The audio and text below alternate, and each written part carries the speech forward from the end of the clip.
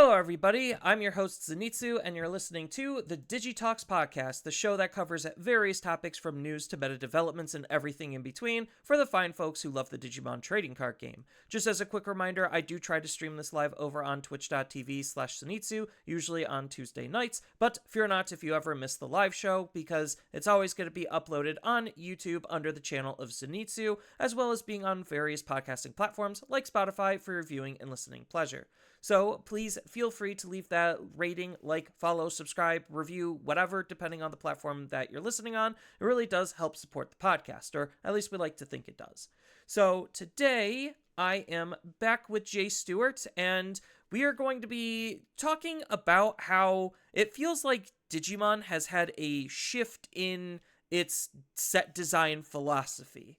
And what I mean by that, just kind of like as a little precursor, before we get into it, is like these sets that have came out recently since unification, so BT21 through BT23, they definitely have a very different flavor to them in terms of how these sets are constructed and Bandai's expectations when it comes to these sets versus basically the entire rest of the game and how set design usually had worked.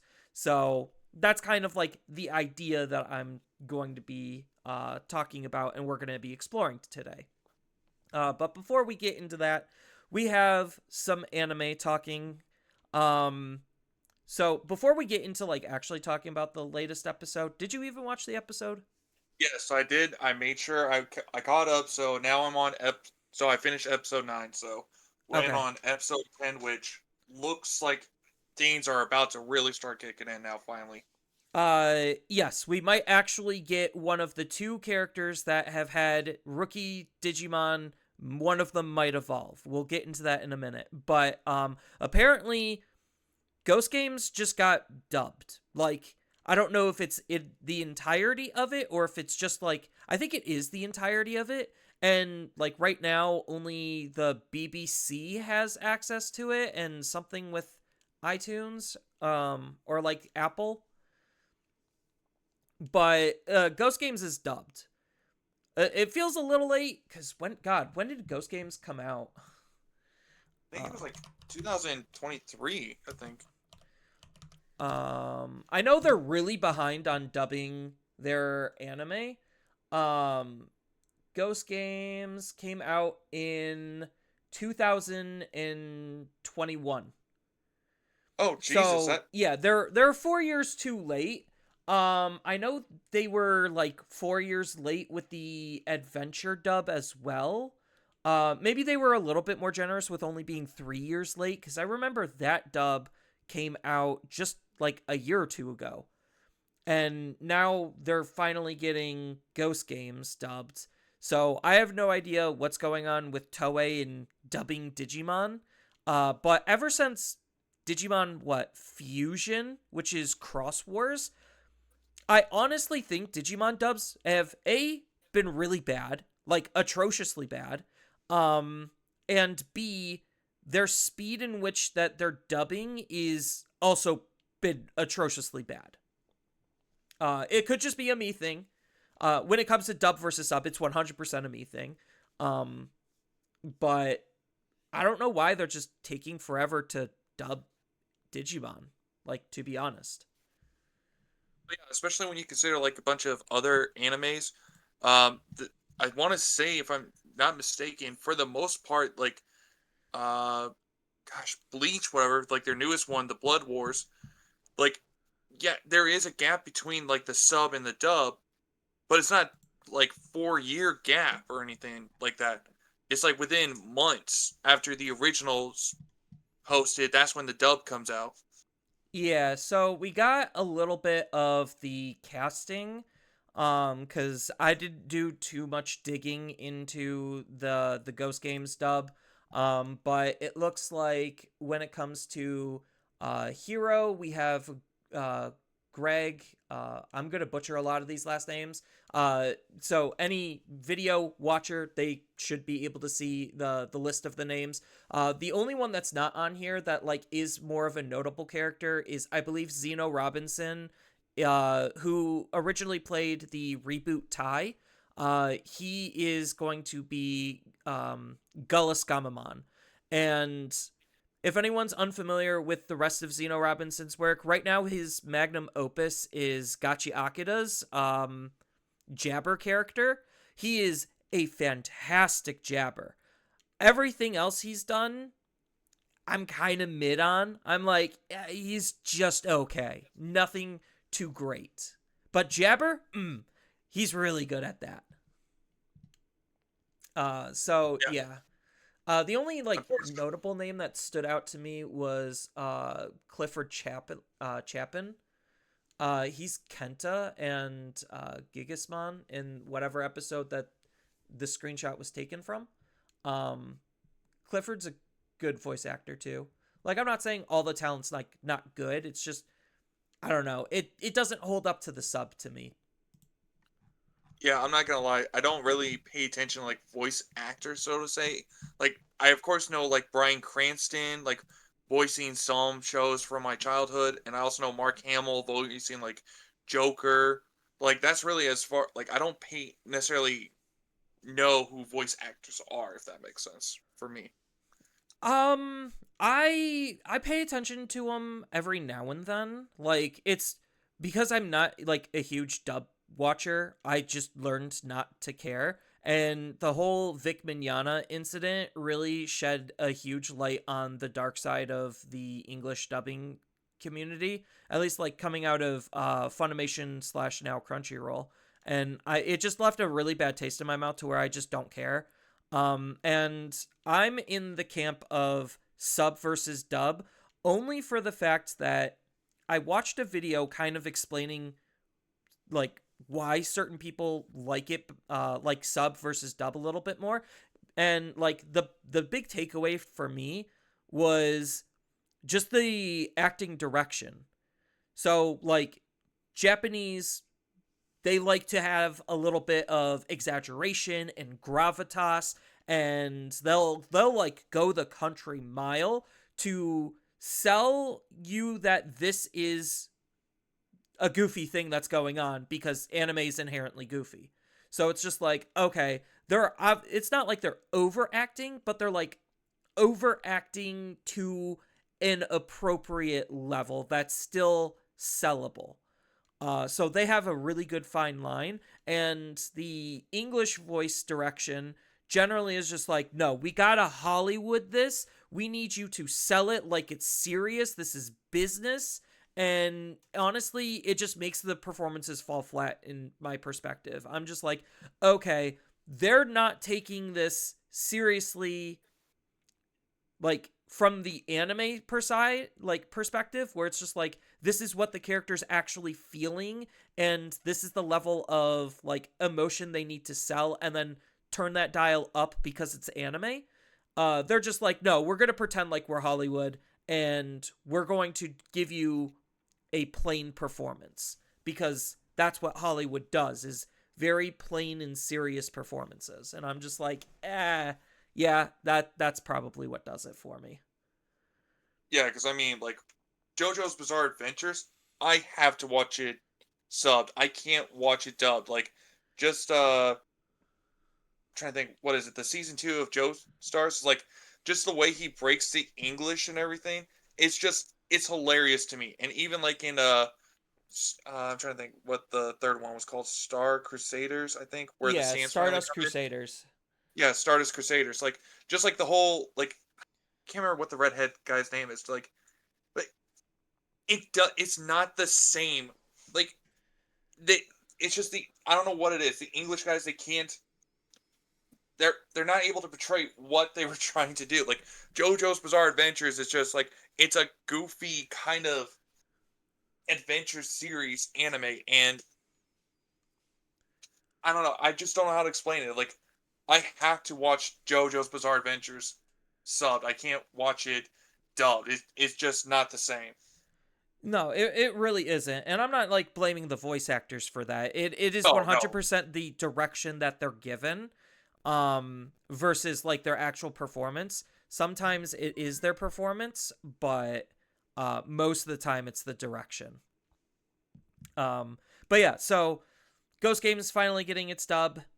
whatever. I'm sure it's going to be fine. I'm not really going to be watching it because I already watched it. I already know how it's going to end. And going through it the entirety just to see the English differences, it unappealing to me. Very unappealing. The fact that they had to dub Faction, the opening theme, which was perfectly fine. I'm just like, this does not need to be translated at all into English. And then they just go ahead and dub the song too.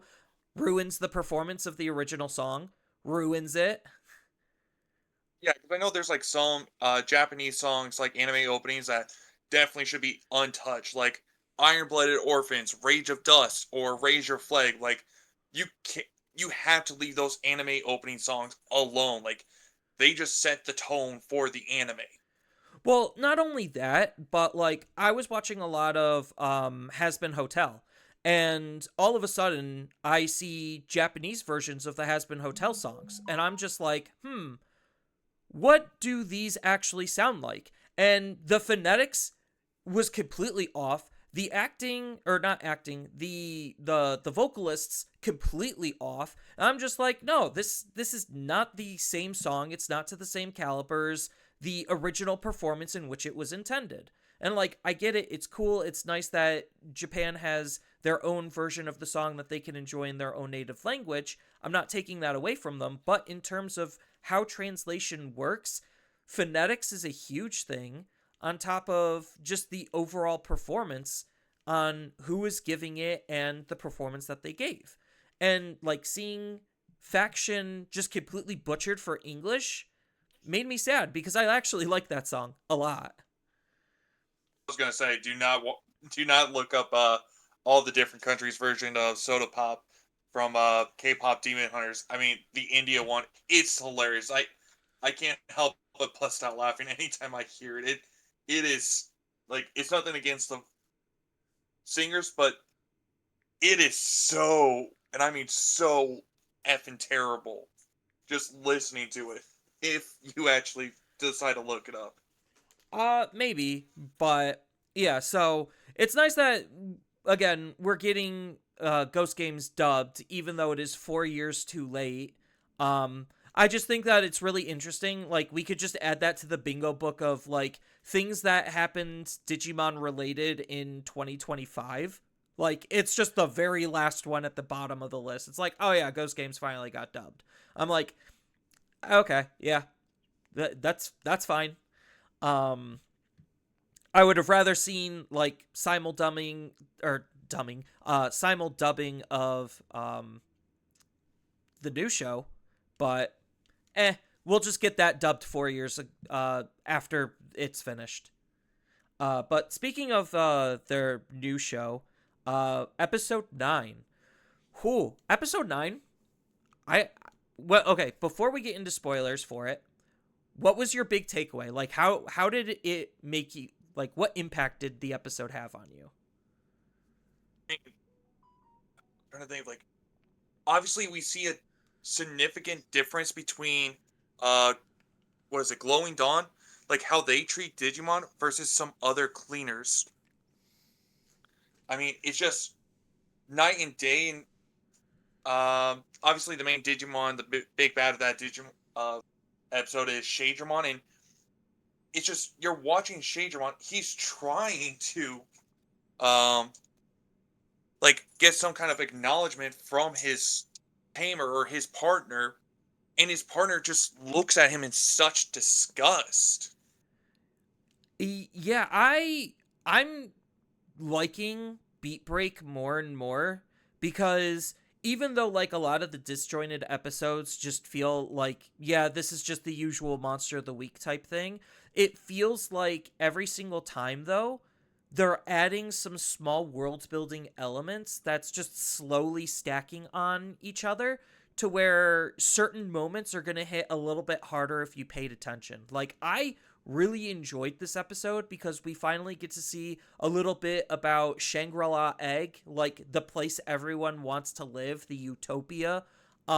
We see more information about the little egg helpers, the egg devices, and their overall importance to the story and setting.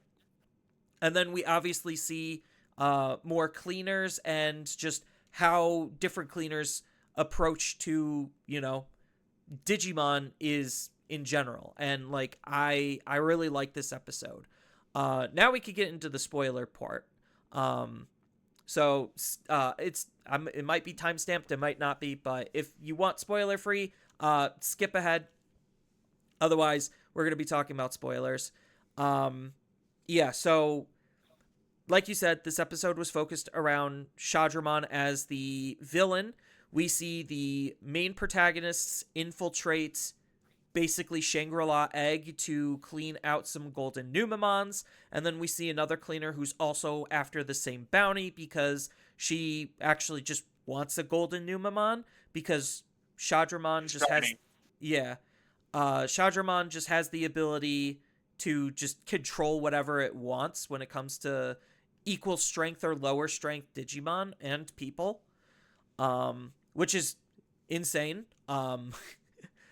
So yeah, obviously they end up being in conflict with each other, and the two different cleaning groups. One's in it for good, one's in it for basically evil, and the protagonists party. I'm blanking on uh, the Digimon's name. I'll have to look it up. It's Chirpymon or something like that. Chirpmon. yeah, it's like The little Chirpymon. bad guy. Yeah, Like uh, apparently that Digimon is like extremely valuable to like any spies. Chiropemon. Yeah, Like Chiropemon. apparently that Digimon has a bounty in itself. Like it's not. He It's doesn't just really all. have a bounty. Technically, all Digimon have a bounty, but it's the fact that they're cleaners kind of foregoes the bounty. It's just it's a reconnaissance based Digimon, and that's apparently very valuable. So like having the scanning ability, the stunning ability, um, are very What's valuable this? things. That and he's cute as a button.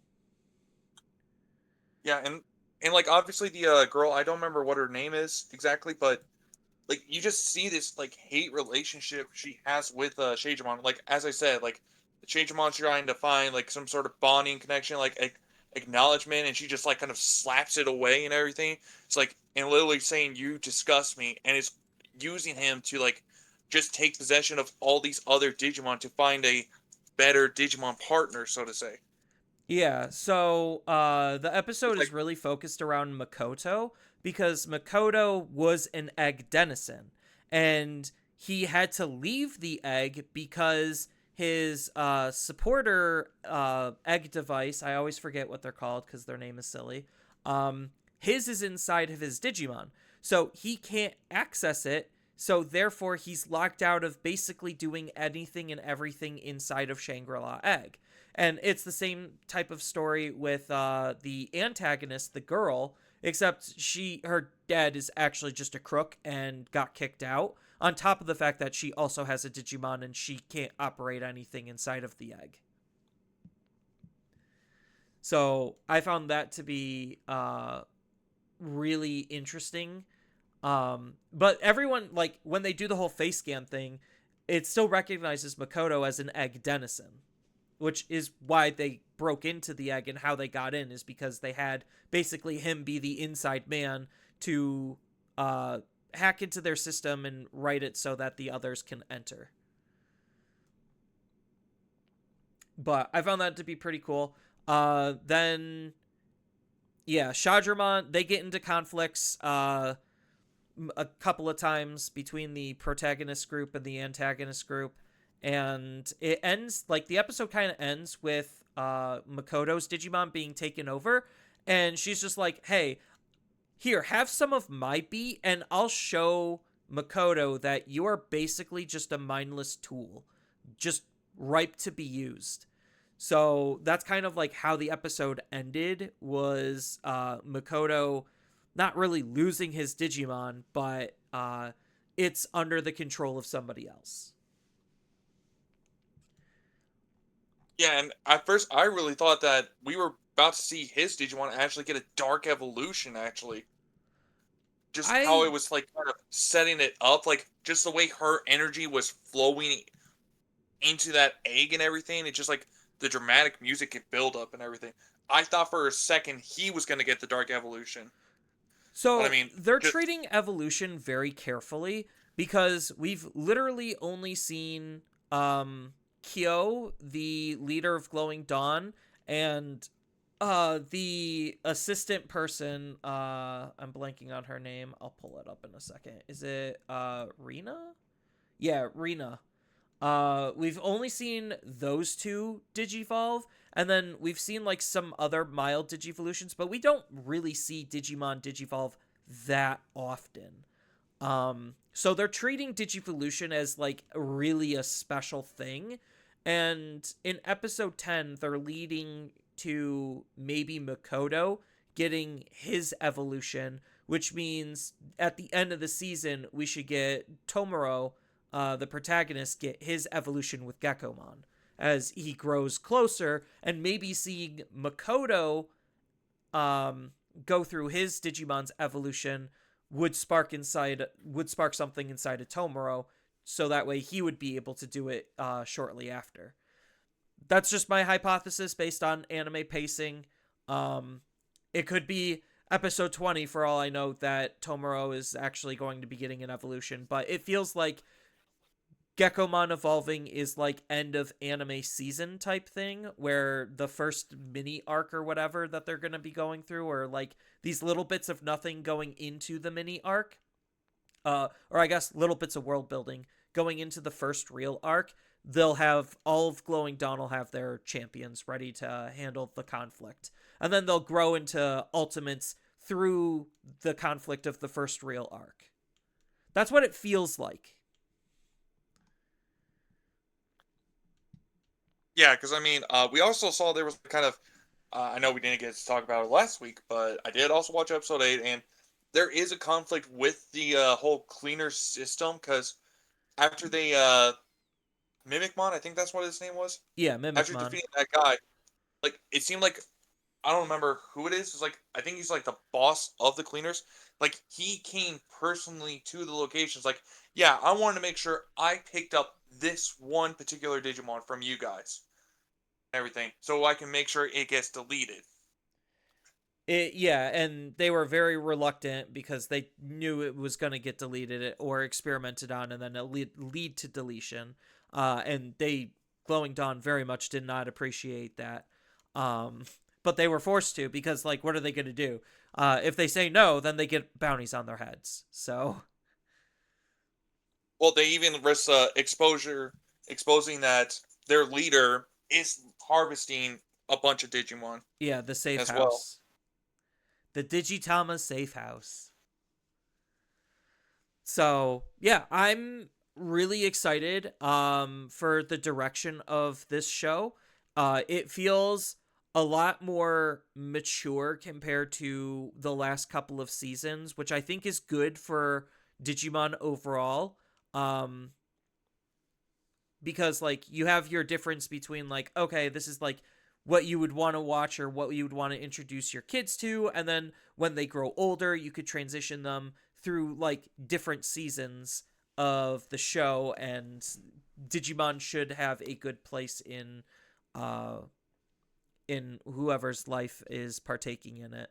So I'm really enjoying this season so far, and I'm excited to see where it's going to be going. Curious if it is going to take 4 years to get dubbed. If it does, I think that's a shame. I think maybe Bandai reasonably should cut it down to maybe a year. Even then, like so many things are getting simuldubbed that have like no reason being simuldubbed because like they're either awful shows or so low bar where it's just like out of everything that got dubbed, this is what's getting the dub treatment. I think maybe Digimon is a little bit harder because it's running for pretty much an entire year straight. So maybe that's just harder to contract for. I don't know. Um there's there's a lot of logistics behind it that I'm not entirely familiar with, so I'm not even going to guess, but I just I, I would just like it to be dubbed a little bit faster. 4 years of a wait seems a little excessive. I mean, it's possible maybe they decided to wait 4 years for Ghost games just because of the fact that Digimon is now all of a sudden getting more into circulation. So they're like, oh, hey, since people are waiting for the episodes of Beat Break, maybe we could dub Ghost Game and they could rewatch that. On Maybe the that's the logic. BBC. It's not. That's It's not technically out in America, or I think maybe Canada has access to the BBC. I don't know. But it's still selectively available in terms of where you could actually go to watch the dub. So get your VPN ready if you really gotta see it now. Um, you yeah, can. because it's possible that maybe they're just don't know how if they really should commit fully into like dubbing Ghost or Beat Break just yet. I mean, so far it appears to be a lot better than some of the more recent Digimon animes, but they're like just trying to make sure that because what was it like halfway through Ghost Games? I think people just started losing, like just started dropping off after it, so they want to make sure they're not investing all this money into dubbing this and then it just end up getting wasted. Maybe that's their logic. I don't know.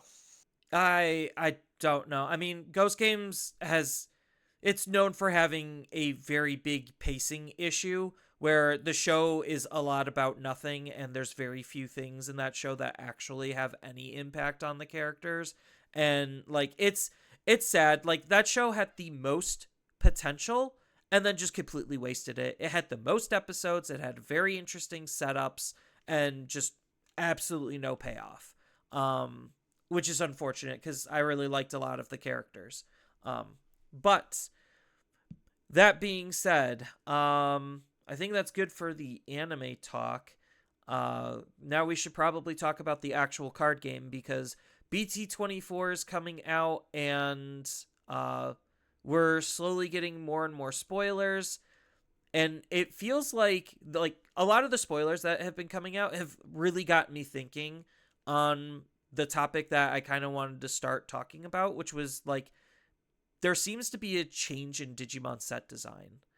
And I really do feel like it happened like more so aggressively as of BT22 and slowly started in like BT21.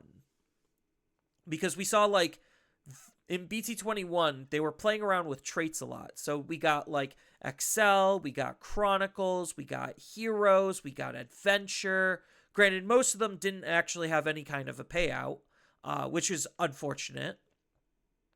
But they were definitely playing a lot with traits. And then in BT22, 70%, minimum 70%, I think like the realistic number is around like 76% of the set is dedicated to Cyber Sleuth, the CS trait. And we saw that pattern repeat in BT23. And it looks like that pattern is going to repeat in BT24. Because we're getting more and more Time Stranger spoilers. Everything that we've seen so far is Time Strangers. And then if we think about it, there's just a lot to cover from the game and shove it into a singular set. And sure, you could say, oh, BT25 is probably going to have a little bit of extra Time Stranger stuff. We've seen a whole bunch of Time Stranger promos, so they're trying to flesh Time Strangers out a little bit more past the set, which is normal because most of the time they'll sprinkle in a little bit of last set's like core mechanic into the current one just to try to say, hey, we didn't forget about you. Here's a new card for the deck you bought from the last set. That's still going on, but it really feels like the direction that they're taking is these sets are supposed to be insular. Like, or not necessarily sets. These mega traits is what I'll call them. They're supposed to be insular, where they don't want to play with anything else. And it almost feels like they want to take that a step further and make it hyper insular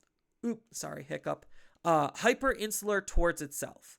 So what I mean by that is when BT22 came out, Cyber Sleuth was a trait, and you had the availability to build a couple of different Cyber Sleuth decks, but like you were using the same Cyber Sleuth engine. And they really did not want you to stray from that engine. And that engine was supposed to be basically the entire deck that makes up what Cyber Sleuth is. I reasonably, based on how BT23 is playing out, do not think that they ever thought that we would combine the sets. I really don't. Because the mechanics from Cyber Sleuth from BT22 and the mechanics from Cyber Sleuth from BT23 are different. Like, you're not doing this whole de-digivolving, re-digivolving thing, and they're not trying to support that. And Hoodie is, like, the perfect example of that. Zaxian's another perfect example of that. Like, it really feels like they wanted these sub-traits to define the deck's overarching, like, themes with some mild extra utility because they shared the super trait. But I do not think that they ever thought that we would combine cards from BT22 and BT23 together to produce things that they generally didn't probably expect us to do. And by that, I'm mostly referring to Hoodie as an example, because Hoodie kind of just shows, like, it kind of feels like there was a lot of designer negligence because they didn't think that we would do this. Yeah, because I know there's like some cards that they've introduced into BT24 that have been revealed, like Gomamon, for example. Obviously it's a searcher, but if you just kind of read into his effect, it's like on play you reveal 3 cards and you add 1 Digimon card with Sea Base or Sea Beast, Shaman, Aqua, or Sea Animal. Like, that part's fine for what Gomamon decks used to do in the past. However, if you want to fully utilize this effect to get the second card, because it says, and 1 card with Time Stranger, it's best to use this card in a Time Stranger deck. Yeah, and like right now, it feels like with Time Stranger, TS is the super trait, and then you had Iliad and Titan as the sub traits. And then if you like, it almost feels like based on some of their newer cards that they've spoiled, they're going even further with sub traits, where it's just like, okay, to really maximize on Gomamon, you're probably going to want to play it in a Time Stranger deck that also is focused around Sea Beasts, which right now we know Venusmon is probably one of the best cards for that Gomamon deck, because it fits within Shellmon and all that other stuff. And it even feels like, looking at Marukimon, it's just like Marukimon has his own little Leomon and Garurumon package. So it's just like, okay, these core Digimon from the video game are trying to get their own, like, evolution line that then is supposed to add up into a deck if you just combine enough evolution lines, because they share the same super trait or sub trait. Yeah, and Gomamon actually does work with Venusmon because it says it can pick up a Shaman, and Venusmon so happens to be Shaman trait. Right. I don't know exactly what the set's gonna look like in the end, but that's just what it feels like. It feels like 75% of BT24 is going to be dedicated to Time Strangers specifically. And it's going to be very interesting to see what decks get built from that, but I highly doubt that Time Strangers as a trait is going to be able to break past that trait, which is maybe the constricting part of the design, to maybe where that's what they should have done with BT23, is so that way if they really want to make it insular, like what they're trying to design towards, then you limit your possibilities. So I think that They should have what made it HM, Hacker's Memory trait. yes, if they really wanted to actually do that and have the cards be balanced and insular towards each other, but still be played with everything else that's going on inside of the set, they should have done HM as the super trait. So that way it doesn't play with CS, and then that doesn't cause confusion for players. Even though it's not really a confusion. Like, sure, Digimon is really good for having open-ended game design when it comes to deck building, because, like, just Agumon as an example, there's only like 15.5 million Agumons and 15.5 million Greymons, and you could use like a whole bunch of the cards in funny combinations with each other between all of the different evolution lines, and how the traits are playing with each other on top of the name, on top of like there's a lot of different levels and layers to Digimon deck building, but that's what old Digimon design used to feel like. And because older sets, if you look at it, you'd get one evolution line and that's it. And then you'd get a second one in the next set. So it's just like, okay, you could get an Agumon line in this set, and then you'll get an Agumon line in the next set, and then you're supposed to combine those two together, and that's your deck. A good example of this was BT 11 had the Virus Greymon X Antibody stuff, and then in BT 12 you had Tai Agumon. So it's just like, okay, between Virus Greymon X Antibody and Tai Agumon, you were supposed to combine those two stuff together to then make the base or foundation for your Agumon deck, and then fill in the rest with whatever extra Agumons and Greymons that you feel like you want to use. And like that was the beauty of Digimon deck building back then, was because it felt a little bit more open. And now it feels like they're trying to close the doors a little bit, but when they leave the door open a crack, issues happen very easily. And I think like maybe this approach to set design is because they just have too much product. Like obviously they're still going to be giving us stuff for the already existing decks. Like it feels like they're catering more so to already existing decks than trying to make new decks. And when they're trying to make new decks, it's supposed to be 100% new. That's what it really feels like to me with how they're doing their set designs. Yeah, But because like, go ahead. because like, I was gonna say, like, to me before, it's like it kind of like Digimon before, like it rewarded you for collecting all the older cards because it would like have new support come out for like some of these older archetype cards and everything. For example, like if you were playing Jesmon back in BT7 and by I think what was it BT13 or something like that when its starter deck got revealed, like it rewarded you for having all those older cards, or even just Alphamon, for example. You collected all of the older cards from BT7, BT8, BT9, and then BT13 comes around and you got another functional playing Alphamon deck with some more updated mechanics or even a different playstyle. Yeah, and now they would basically just say, "Hey, all of that old stuff that you had, throw it away. Just get Chronicles. Like, here's a pre-built Chronicles deck that you're supposed to add a couple of extra cards into. Have fun.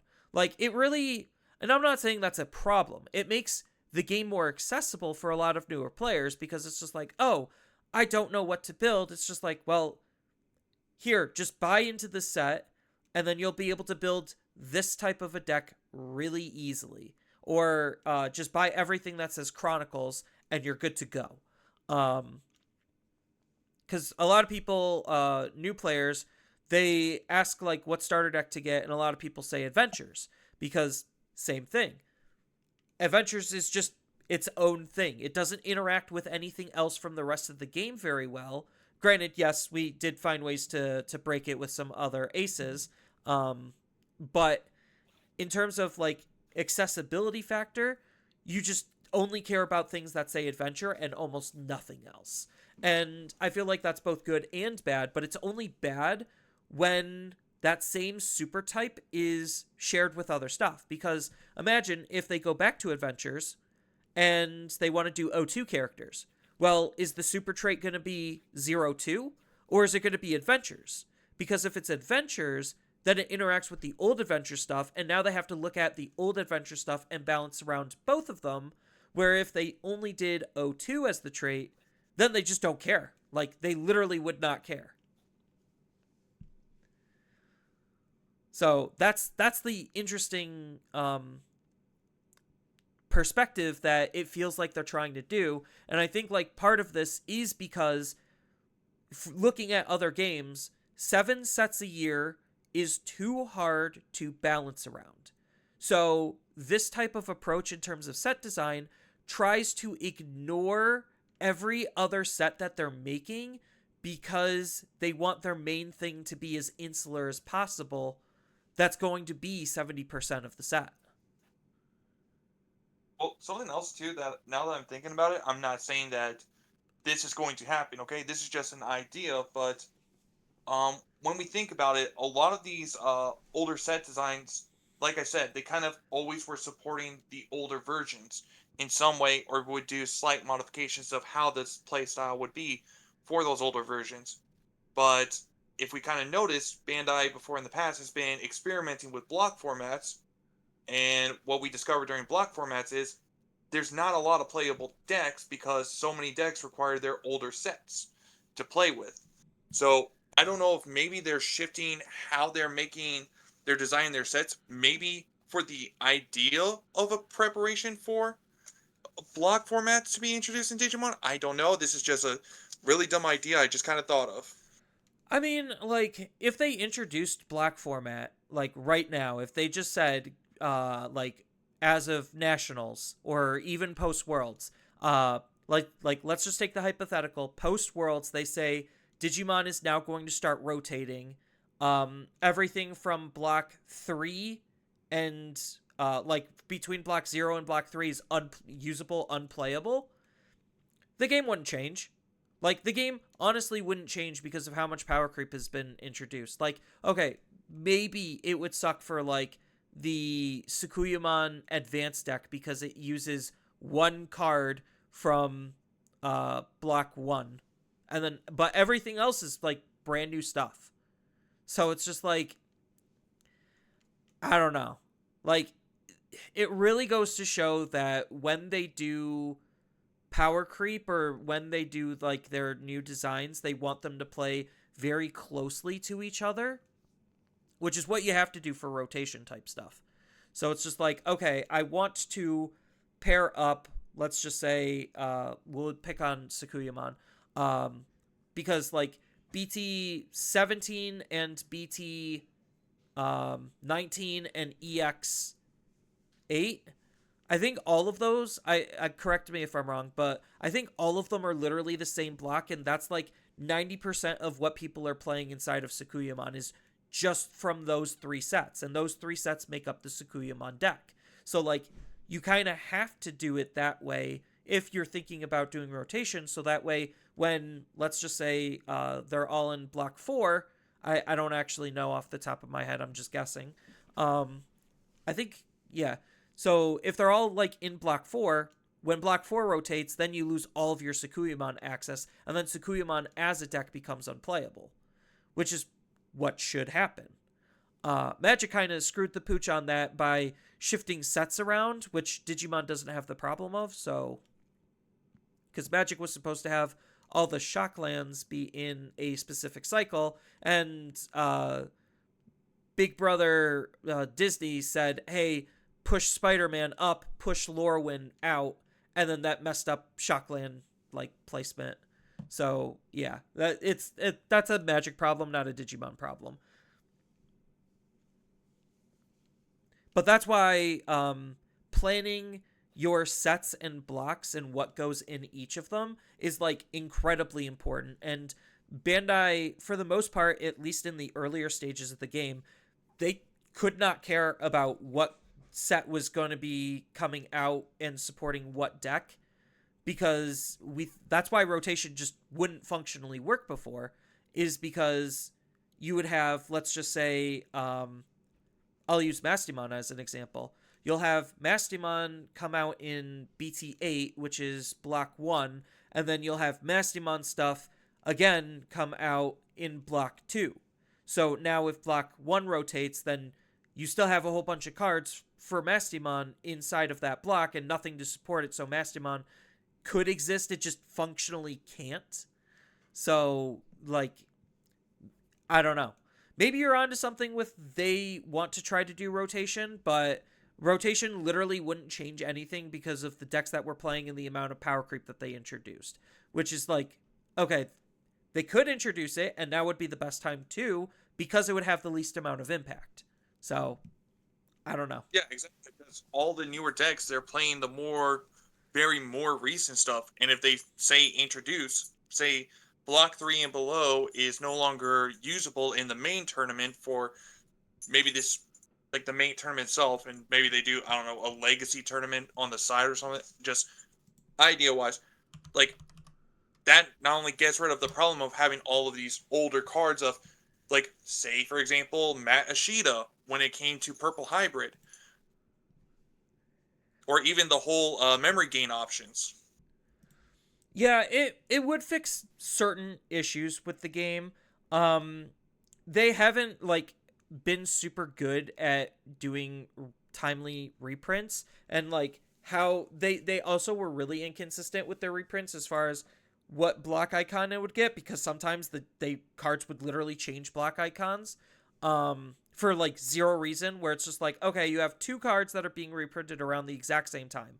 One gets a block shift, the other doesn't. Why? I don't know.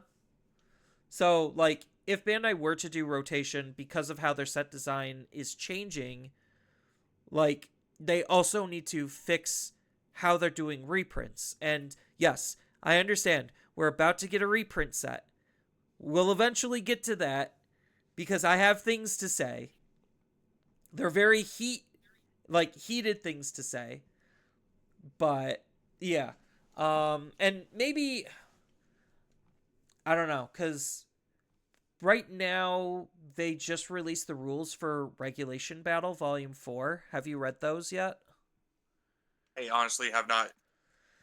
All right, so Regulation, I'll probably have a YouTube video going over it. Regulation Battle Volume 4 is kind of like a pseudo rotation type set or type event where the gimmick this time is at least 30 cards in your main deck have to have one of these specific traits: Adventure, Hero, Apps, Chronicles, Seekers, Liberator, CS, and Time Stranger, and TS. So it's like, that's basically just everything they printed within the past year or two. So it's just like, the format really isn't changing. Because everything, like, I guess some small things change because, like, okay, Royal Knights is unplayable because it's not playing in any of those traits. Same thing with Jessamon. It's not specifically playing towards any of those traits. So in order to play Jessamon, you really have to do some adjusting, and then you're basically just playing a CS deck instead of a Jessamon deck. But I digress. The majority of these traits are basically what's been printed in the last year.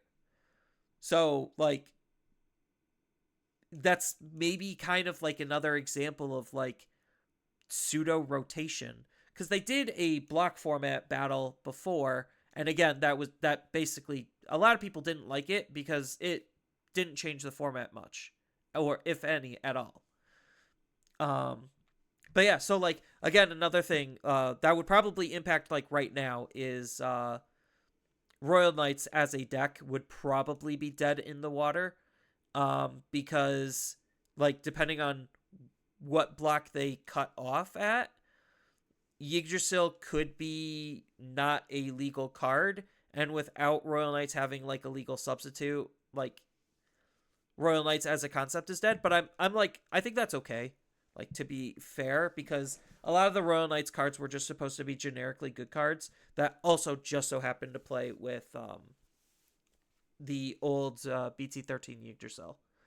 So yeah, that is the new regulation battle, and it's playing around with those traits. And then you could get a winter themed Lunamon and Crest Paledramon. Again, I'll make a video about that later because I have plenty of time, because the event's not happening for like a month.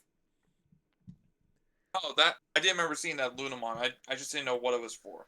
Yeah, it's the regulation battle, and I do like the fact that the regulation battles do have like the season themed borders. Like, I think that's pretty cool because those borders look really nice. So this one is the winter one. But yeah, so like that regulation battle is what got me thinking about this topic, where it's just like, so everyone's just going to play Hoodiemon if they just want to win, because there's no reason to play anything else. Like, looking at all of those traits and all of the decks associated to those traits, they just don't hold a candle to CS. And CS is the most supported one, which is why I think that, honestly, them labeling BT23 as CS instead of HM was a big oversight and a huge mistake. So yeah, I understand why they did it. I don't agree with it, especially if my hunch is correct and this is the direction that they want to go in, because we already know what BT25 is going to have like more trait locked stuff. Let me see if I could pull it up really quickly. Digimon BT25. Dual booster. That's going to introduce the new mechanic, the dual cards. Another one? I'm seeing if it had any other information. Yeah, so promos will be coming out for Time Strangers in BT25. So again, yes, Time Strangers is coming out in BT24. It's going to be their main thing. And then in the next set, they're going to have something to support Time Strangers to continue the hype for that one going. So that way people don't feel like their investment was wasted. Which I think maybe is like what they learned from BT21 was like it had a lot of setups for a lot of decks and a lot of traits, but like zero payoff for any of it. So if they just dedicate more of the deck space, or not deck space, set space to a singular trait, there would be better payoffs for it. I don't know.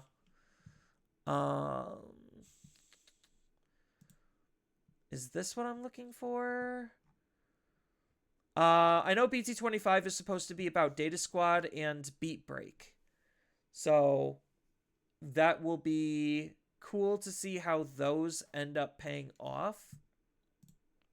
Where maybe Data Squad is going to be getting like its own faction-based traits and like soft reboot a lot of those cards, while also still being used inside of their old decks, but obviously they're going to want to support their new stuff rather than their old stuff is kind of the trend. Tsukuyamon confirms that that's kind of just the trend. I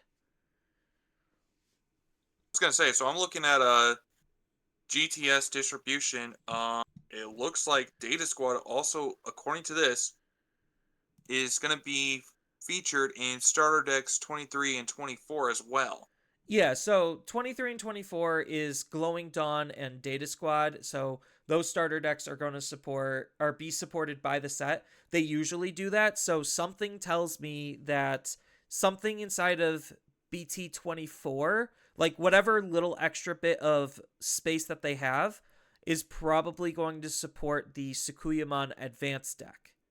So that way people feel like they can buy the advanced deck and then BT24 comes out and then they have more cards to upgrade and play with it. Whether that's going to be promos or just actual cards inside of that set, to be determined. Because they have done that before. I really hate their trend with starter decks where they're demanding secret rares for those starter decks to actually be more competitively viable. So that kind of sucks. But yeah, we don't have any other confirmation outside of maybe some mild Time Stranger support that BT25 is going to be like, it's going to have anything but glowing Dawn and DATs. So it's interesting because GTS specifically mentions DATs. So DATs might be the trait and then Glowing Dawn might be another trait. Yeah, it's possible. According to this GTS distribution, it also says that the number of characters from a popular new video game, Digimon Story Time Stranger, keeps increasing as its second bullet point. So Time Stranger is also going to be continuing to get support. Yeah, that I already knew.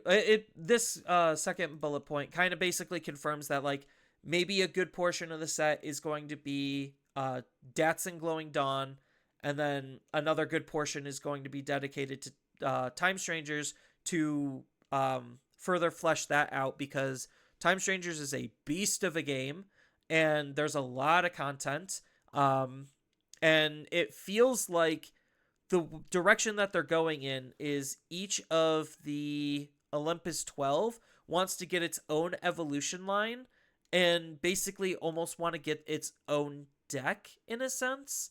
Because I don't know if, like, just based on the example that we have with Marukimon and Venusmon, like, are you really going to play Marukimon and Venusmon inside of the same deck? There's a good possibility you could, but I don't know if that's what they're trying to lean you towards. I can So, almost I can almost see what they're gonna do is like each Olympian you could pair it with another one in particular. Like take Venusmon for example. I can almost guarantee you once they introduce Neptunemon, Venusmon and Neptunemon are gonna work hand in hand together. Then you have Holomon and Dianamon. Those two are gonna work hand in hand together. I mean, obviously, because why the hell would they not? Uh, right. like I can almost guarantee that the the Olympus 12 someone's going to get paired with some other one as their second main boss. Like there's going to be one that's the main boss, but the other one's going to be kind of a supporting one. Yeah, I think with so, Marukimon, I think it's going to be with Minervamon, if I had to guess, just an idea. And then you had I'm trying to remember what the giant worm guy is, Bonchomon, I think it is. Like Bonchamon and what is that giant bird? I'm trying to uh, remember. I It's don't like rem- starts with the C. yeah, I don't But remember either.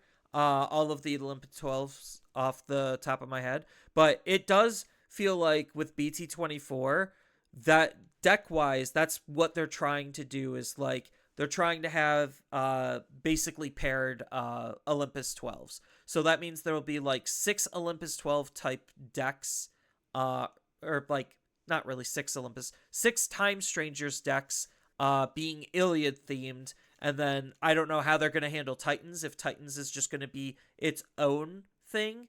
Because so far, the Titans that they have shown really don't connect to much of anything. So, I don't know. Obviously, we still need more spoilers for BT24, but the fact that uh, the majority of BT24 and a good portion of BT25 is going to be Time Strangers themed does not shock me in the slightest because they really they have a lot of content to go through when it comes to how they're doing Time Strangers. So, but do I guess this to kind of like start wrapping things up? Do you think this direction on Digimon's new set design is actually a good thing? I mean, I think they were able. I think it was better implemented in BT20, if I had to say, because like the newer way they're doing it, it's not working too well. Because like I'll take for example like um Diaboromon, like for example, Diaboromon has his own deck already as is, and BT22 comes out. No, you're not really using any of the older Diaboromons with the newer Diaboromon stuff. You're just using the Diaboromon cards in with Cyber Sleuth cards. Like that's just kind of what it feels like. There's nothing in these newer sets that are even wanting to feel like they work with the older ones that separate them. Like it's just CS. That's it. Like because if I was to like think of all the older sets, for example, like BT5, for example, you had um you had an Omni Shoutmon deck in that. You had Greymon, you had Garurumon cards that were supported in there. I'm trying to think what else BT5 had. Uh, like there's so many cards that it made decks feel individually independent. But if I'm thinking BT22 or BT23, I just only see Cyber Sleuth. That's the only deck I see. And you could just mix match to make very different variations of Cyber Sleuth. But there's not like there's Cyber Sleuth Alphamon, there's Cyber Sleuth Diaboromon, there's Cyber Sleuth uh Jesus, why am I drawing a blank on the Hoodiemon, for example. Like there's not just a core Alphamon deck. There's not just a core Diaboromon, if that makes sense. I mean, part of it is like they do a really good job at bringing lore to card form. So like Alphamon in the original Cyber Sleuth game didn't have a full, like, yes, he did have technically a full evolution line, but story prominence wise, he didn't actually have a full evolution line. So, like, it makes sense why they just wouldn't include his full evolution line, because the story didn't care for his full evolution line. You just got the Tamer and Alphamon. So that's exactly what they did. And like I feel like they do a really good job at balancing old tools with new tools, where it's just like all of the new Diaboromon stuff is really good in Diaboromon, but yes, you could also just use all of those tools in CS Slop and build a more custom CS deck. But is that actually going to be helping CS is the real question. The answer is most likely no. You're probably just going to stick to maybe the level 6 as just a generic top end piece, and then everything else can just go by the wayside. But like, and then that runs the issue of like, okay, so what are they supporting? How are they supporting it in terms of the super type and the current existing stuff? Because Digimon at this point is already a very established game with a lot of existing cards in its card pool. And I feel like one of the biggest things that they're not paying attention to is that existing card pool. It's just like, oh, does this card break anything else? Like, yes, that's a daunting task to look at, but it's also not, because the game is very archetypical in terms of its design. It's just like, oh, does this Agumon break any of the existing Agumon or Greymon base decks? If the answer is yes, don't print it. If the answer is no, go ahead and print it. So, and I think like they just completely have a lot, like, again, I don't know how they're designing cards and how they're designing sets, how big the team is. I know the team's not big. I don't know what their QA process is in terms of quality assurance to make sure card effects aren't broken. And I understand that's a very hard job. Did it myself. Granted, the game that I worked on was not as big, but we still missed stuff. Like, it's just bound to happen, because more users, or like more cooks in the kitchen, will find ways and interactions to make things broken. But again, not to harp on a dead horse, that's why all of these other games are trying to be more proactive when it comes to trying to balance and fix their game, because they realize the more they pump out, the more things are going to break, and the more things are going to break, the less fun it's going to be in the long run if they hold to this do nothing approach until an issue becomes that much of an issue. But again, that's partially why I feel like Digimon's set design is trying to go more insular, so that way it limits those mistakes, because those mistakes are harder to make retroactively. Minus the cyber sleuth shenanigans that literally just happened. I feel like with Time Strangers, they're definitely going to be a lot more careful when it comes to that. Granted, I already know when it comes to like how Digimon or just TCGs in general are made, they already have BT25 already done. Like, that's already, like, they're basically proofing it at this moment. But that's probably already done in terms of the core design. That's why they can talk about it, is because it's done.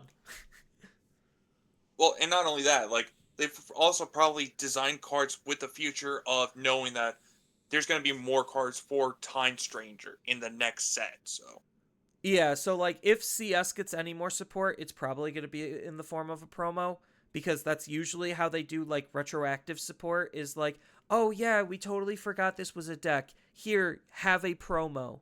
And like that's why a lot of people like really hate Bandai promo stuff, is because it's either complete garbage or it's the most powerful thing you've ever seen, and it borderlines forces you to have that card. Um there's like almost no in between. But I digress. So I I don't know if it's actually good for the game if they take this type of a design approach.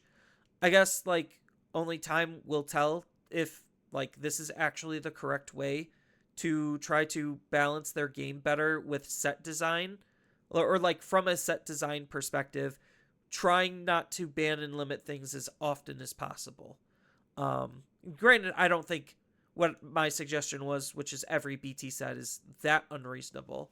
Um, but apparently, like Dragon Ball Super Fusion World, they literally just got a ban and restriction list, and it's been 6 months, and everyone was bitching and complaining about how broken that game was for a while, with like two decks basically running the format, ruining the game, losing a lot of interest. So they could stand to learn from their own selves every once in a while.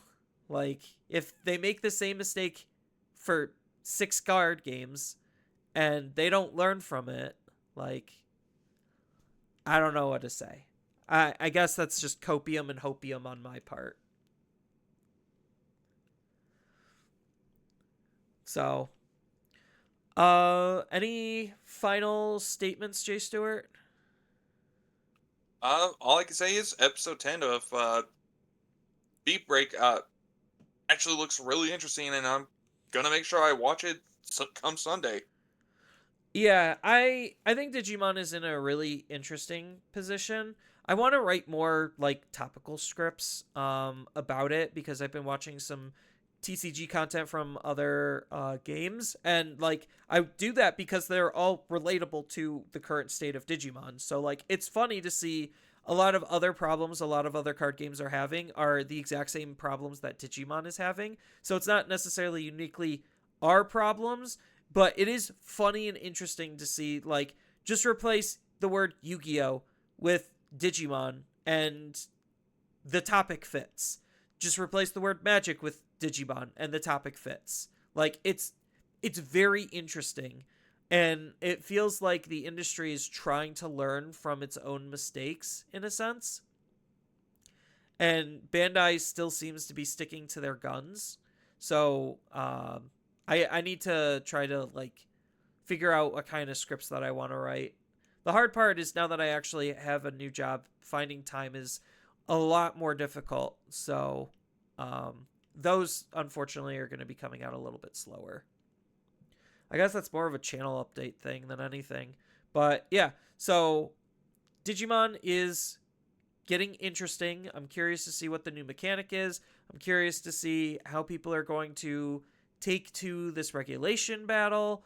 I'm curious to see how Beat Break develops as an anime. There's still just a lot of excitement to be had with the Digimon IP all around. And I also still need to finish Time Strangers. Again, new job makes it very hard to and difficult to find time to play video games, especially when you have a sub job in the form of YouTube content creation.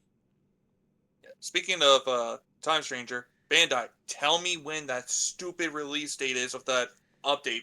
I need to know. Part of me is like also slowing down on Time Strangers because of the update, where it's just like I get to roll that update in with my core experience, and like I don't have to like worry about loading a save or going to New Game Plus or whatever. So I don't know, maybe that's just like a mental thing on keeping me back, but either way, still a lot of exciting stuff going on around Digimon, and I'm curious what all of your thoughts are for the few that actually made it to the end, as far as this type of a topic and subject.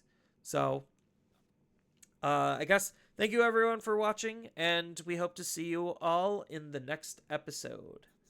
Later.